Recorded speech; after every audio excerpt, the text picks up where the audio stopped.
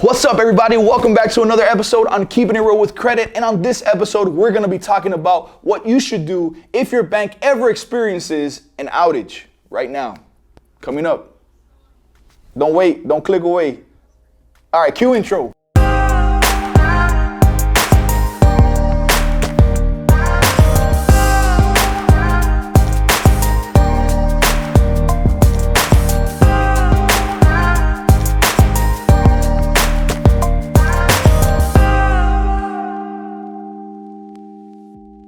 So, how many times have you been in a situation where you try to access your bank account to do a simple task such as paying your bills or withdrawing cash, but couldn't because of an unexpected outage?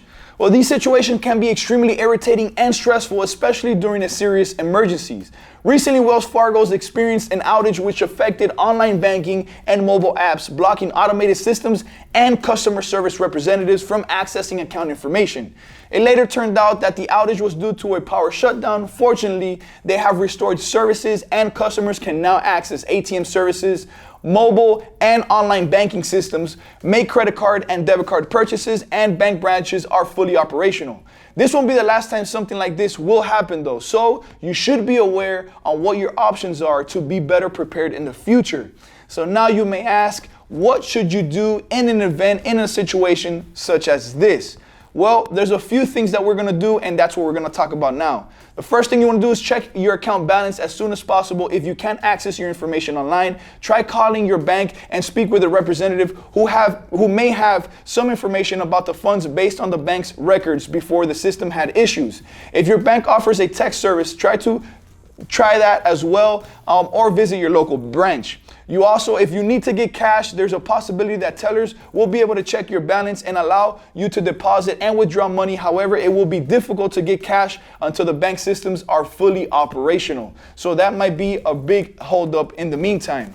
Also, you should be aware that if possible, fraud scammers may contact you and pretend to be from your bank. Do not give any personal information over the phone, as they will try to gather your account details and wipe you out of your money. So avoid becoming a victim of fraud by not responding and always contacting your bank officially. For example, by calling their customer service department. Always review your transactions as soon as the system comes back up and make sure that there aren't any unauthorized transactions. If they are, contact your bank as soon as possible. Now, what can you do to be prepared ahead of time? Well, have a backup bank account. Consider opening a second account or at a different bank or credit union that you use as your plan B, so that you can always have some cash tucked away in case of any emergencies. Also, you want to go ahead when banks experience computer glitches, power outages, or natural disasters. It can make it very difficult for you to access your money. So plan ahead and make sure that you have some money stashed away.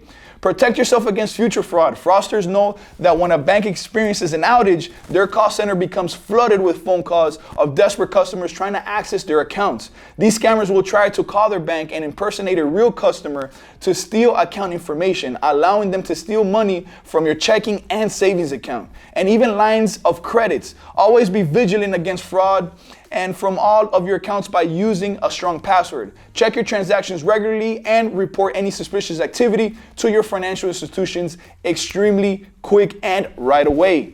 So with that being said, do not panic. Even though you may not be able to access your bank account information, it's only temporary and your money is safe and secured by the FDIC. Remember that the issue should be resolved very quickly. With that being said, guys, leave us a comment below and we'll post this question of the day. What has been your experience? Have you been a customer of Wells Fargo, and therefore, how did you deal with the situation, and what did they do to make sure that you had access to your funds right away?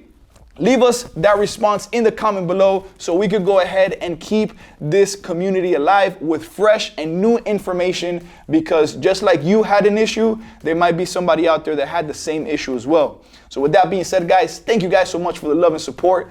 Thank you guys for tuning in. Make sure to like, comment, subscribe, share with family and friends. And until the next episode, I'm Keeping It Real with Credit. Peace.